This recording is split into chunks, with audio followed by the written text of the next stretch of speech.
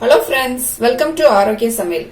இன்னைக்கு நம்ம நல்ல கிறிஸ்பியான குழி பணியாரம் தான் செய்ய போறோம். வாங்க எப்படி செய்யலாம்னு பார்க்கலாம். மிக்ஸி ஜார் ஒன்று எடுத்துக்கலாம். இதுல நல்ல ஃப்ரெஷ்ஷான பச்சை பட்டாணி எடுத்திருக்கேன். இதை நம்ம இதுல போட்டுக்கலாம். ஒரு 3 பல் பூண்டும் ஒரு சின்ன துண்டு இஞ்சியும் எடுத்திருக்கேன். இதையும் நம்ம போட்டுக்கலாம். ஒரு பச்சை மிளகாய் எடுத்திருக்கேன். இதையும் நம்ம இது கூட போட்டுடலாம். இது எல்லாத்தையும் அரைச்சி எடுத்துட்டு வந்துடலாம். நான் அரைச்சிட்டு வந்துட்டேன். நம்ம ஓபன் பண்ணி பார்த்துடலாம்.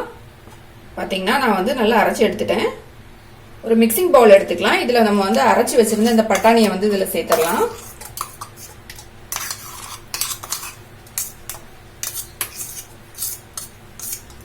இந்த பட்டாணி சேர்த்த பிறகு நம்ம அரைச்சி வச்ச ஜார்லயே ஒரு 1/4 கிளாஸ் அளவுக்கு தண்ணி ஊத்திருக்கேன். அதையும் ஊத்திடலாம். இதுல ஒரு பெரிய வெங்காயம் பொடியா கட் பண்ணி வச்சிருக்கேன். அதையும் நம்ம போட்டுக்கலாம். 1 கப் கேரட் பொடியா கட் பண்ணி வச்சிருக்கேன். அதையும் நம்ம போட்டுக்கலாம். 1 கப் அளவுக்கு ரவை எடுத்திருக்கேன். இதையும் நம்ம இது கூட போட்டுக்கலாம். இதை போட்டுட்டு நம்ம மிக்ஸ் பண்ணிடலாம்.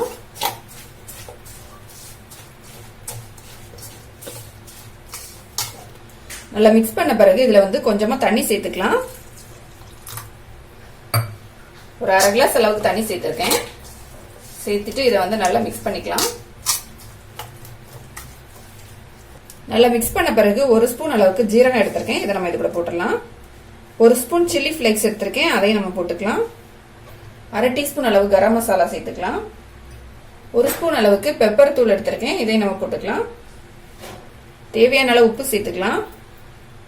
இது எல்லாத்தையும் நல்லா மிக்ஸ் பண்ணிடலாம். இப்போ எல்லாத்தையும் நல்லா மிக்ஸ் பண்ண பிறகு கொஞ்சமா மல்லி இலை சேர்த்துக்கலாம். இதுல மல்லி இலை சேர்த்துட்டு நல்லா மிக்ஸ் பண்ணிடலாம். நல்லா மிக்ஸ் பண்ணிட்டு ஒரு 5 நிமிஷம் இதை மூடி வச்சிடலாம். இந்த ரவை நல்லா ஊறட்டும். நம்ம மூடி வச்சு ஒரு 5 நிமிஷம் இருக்கும். நம்ம ஓபன் பண்ணிடலாம். இப்போ ரவை நல்லா ஊறிடுச்சு. நல்லா திக்கவும் ஆயிடுச்சு பாருங்க. இப்போ இதுல ஒரு 1/4 டீஸ்பூன் அளவுக்கு பேக்கிங் சோடா எடுத்திருக்கேன். இதை நம்ம இதுல போட்டுடலாம். போட்டுட்டு கொஞ்சமா தண்ணி சேர்த்துக்கலாம். தண்ணி சேர்த்துட்டு நல்லா மிக்ஸ் பண்ணிடலாம். இப்போ தண்ணி சேர்த்து நல்லா மிக்ஸ் பண்ணிட்டேன். மாவு இந்த அளவுக்கு இருக்கணும். ரொம்ப கெட்டியா இருக்கக்கூடாது. கொஞ்சம் லூஸா தான் இருக்கணும். ஸ்டவ் ஆன் பண்ணிட்டு ஒரு பணியாரக்கல் வச்சுக்கலாம். இதுல எல்லாத்துலயும் கொஞ்சமா ஆயில் ஊத்திக்கலாம்.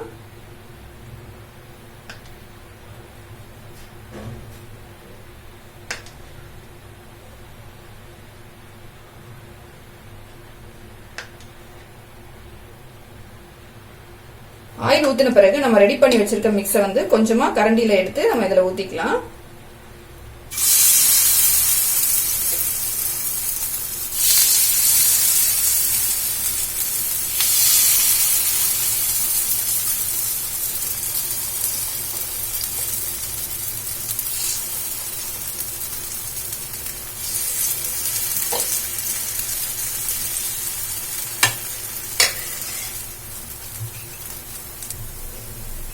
நம்ம இன்னொரு பக்கம் திருப்பி வச்சிடலாம். இப்போ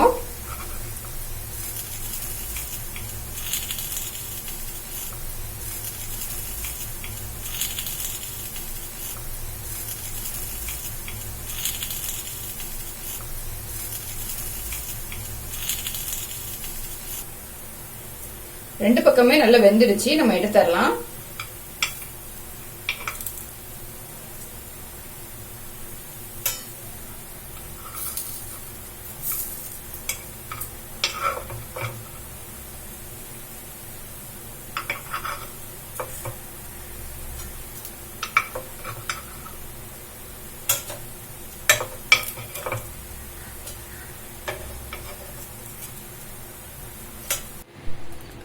பச்சை பட்டாணி வச்சு ஒரு குழி பணியாரம் எப்படி செய்யலாம் அப்படிங்கறத பார்த்தோம். இதை கண்டிப்பா ட்ரை பண்ணி பாருங்க. ரொம்ப டேஸ்டா இருக்கும். குழந்தைங்களும் ரொம்ப விரும்பி சாப்பிடுவாங்க.